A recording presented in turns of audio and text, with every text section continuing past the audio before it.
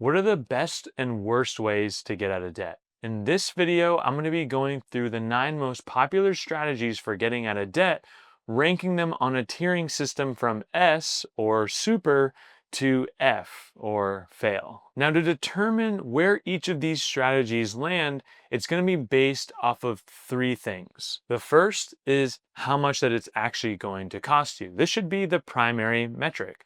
That's going to be based off of interest rates, fees, transfer costs, and future tax implications. This matters because the less interest or the less money that you spend to get out of debt, that's probably a better strategy. The second is going to be based on the likelihood that you actually pay off your debt using that strategy, because a perfect strategy where you don't pay off your debt is a failure. And a slightly worse strategy where you actually do pay off your debt is probably a better strategy. Some of the factors that are going to play into this one will be the simplicity of it, early wins, the emotional aspect of this, as well as risk of actually going back into debt. The reality is that this matters because debt is not a math problem. It's actually a human problem. And third, we're going to look at how this would damage your future. We're going to look at how this impacts your credit score, how this would impact your ability to borrow in the future, your ability to access housing, your insurance rates, as well as just the mental and emotional stress. And this matters because getting out of debt isn't the finish line. Staying out of debt is actually the main goal here. And before I hop into this, if you could just do me a solid like, subscribe, comment, send this to your grandma, anyone that's in debt. I'm trying to get the word out, and I promise you that little small behavior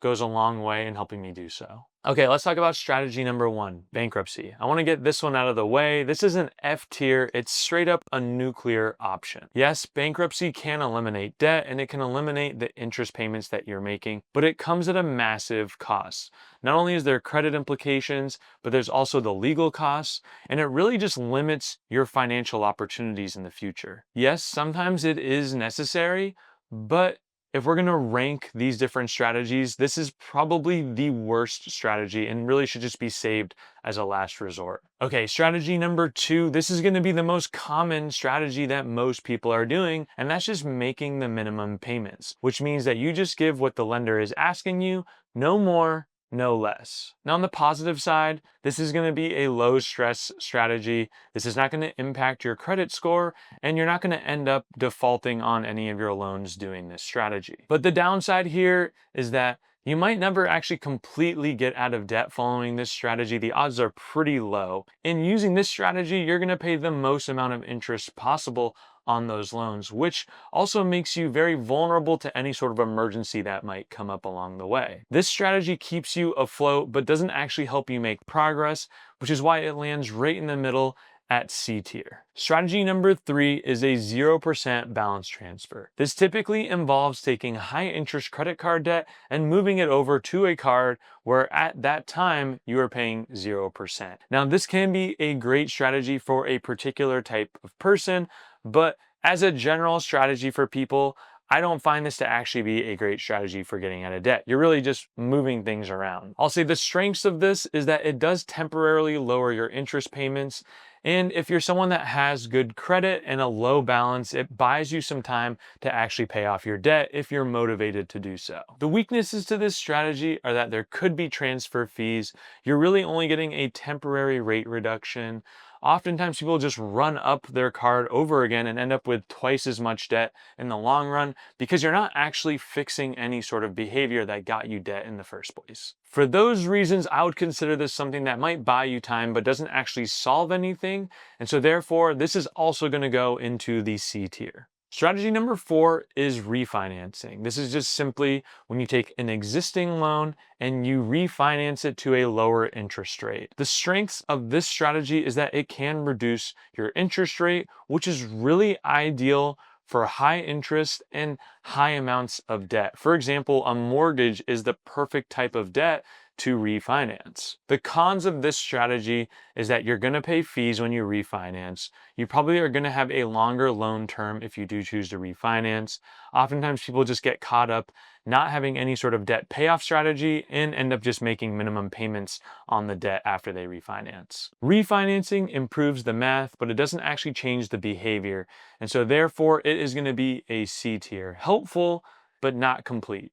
Strategy 5 is debt consolidation loans. This one often sounds smart. It often gets sold to you as something that is smart to do, but it involves taking a group of loans and consolidating it into one loan that you focus on paying off. The strengths of this strategy is that it can reduce your monthly payment and it really does simplify it because you're just focused on one debt at a time, whereas if you had 6 different debts, that can be overwhelming. But the reality is that this typically just resets the debt cycle. People put debt back onto their credit cards.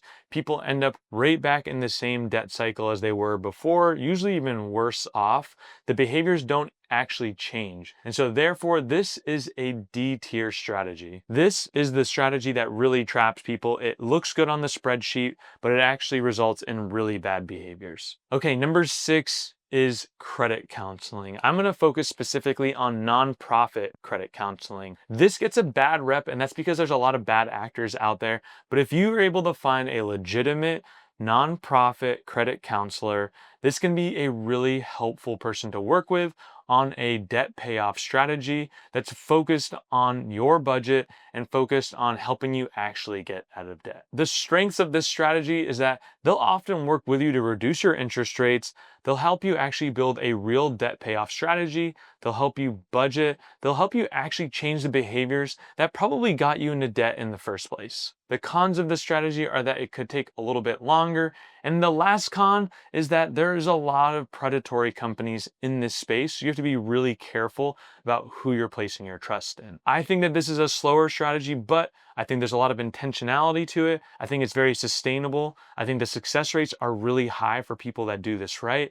And so therefore, this is a B tier strategy. Strategy number 7 and strategy number 8 are the 2 most debated strategies on this list. I'm going to start with strategy number 7, and that's the debt snowball method. This involves making all the minimum payments on your debts and then taking any extra money that you can fit into your budget and really just attacking your smallest debt by the loan amount first. Once you pay off that smallest debt, you then focus on the next smallest debt and you kind of build that snowball. The strengths of this strategy is that there's a very high completion rate. You actually build really quick wins. So from an emotional standpoint, you feel like you're making progress right out of the gate. And the last one is that this typically fixes the behaviors that got you into debt in the first place because you're focused on sticking to a budget and using the extra money that you have in a wise way to invest in your future by getting out of debt. I'll admit the cons of this strategy is that it's not mathematically optimal, and that's what the argument against debt snowball is for most people. This strategy, in my opinion, helps you for the cost of the math buy yourself momentum, and that's why this is a tier A strategy. Okay, moving on to strategy number 8, this is debt avalanche. Whoever came up with these 2 strategies obviously lived in a very cold climate. Debt avalanche is the most efficient strategy that you can pick up from a math standpoint. This strategy, again, very similar to debt snowball, but instead of paying the minimums and then using extra money to pay the lowest loan amount, instead you attack your debt that has the highest interest rate. Sometimes these are the same loans, but the difference again is instead of focusing on the lowest loan amount, you're targeting the highest interest rate because this is your way of eliminating the most interest payments as quickly as possible. The strengths of this strategy is that you're going to have the fastest timeline, you're going to pay the least amount of interest, and this is going to improve your credit score really fast. The challenge with this one that I would caution you on is that this could emotionally feel a little bit more difficult.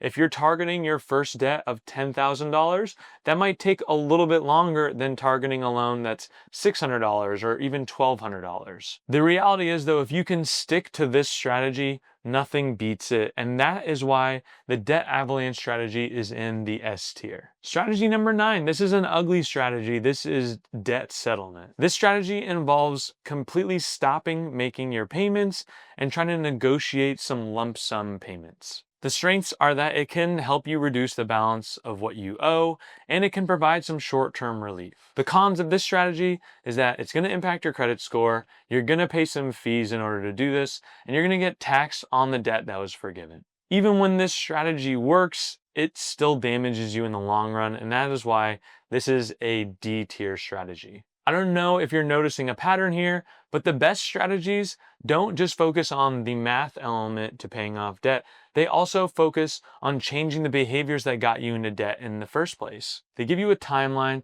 and they help you feel motivated to actually finish. And they have the highest completion rates out of any of these strategies, which again should be the most telling sign of what the best strategy is. And so if you're watching this, kind of figuring out what's going to be the best strategy for you, I really want you to focus on one thing. What is going to give you the highest probability that you're going to completely pay off your debt and that you're never going to go back into debt again after you do that? Because once you pick the right strategy for yourself, you'll be able to start taking the money that you're giving away to lenders and fund your financial future. If any of this was helpful, please like, subscribe, leave a comment. All of those things actually do a lot to help me get the word out. And don't pick a strategy tomorrow. Pick a strategy today so that way you can start getting out of debt and live financially free.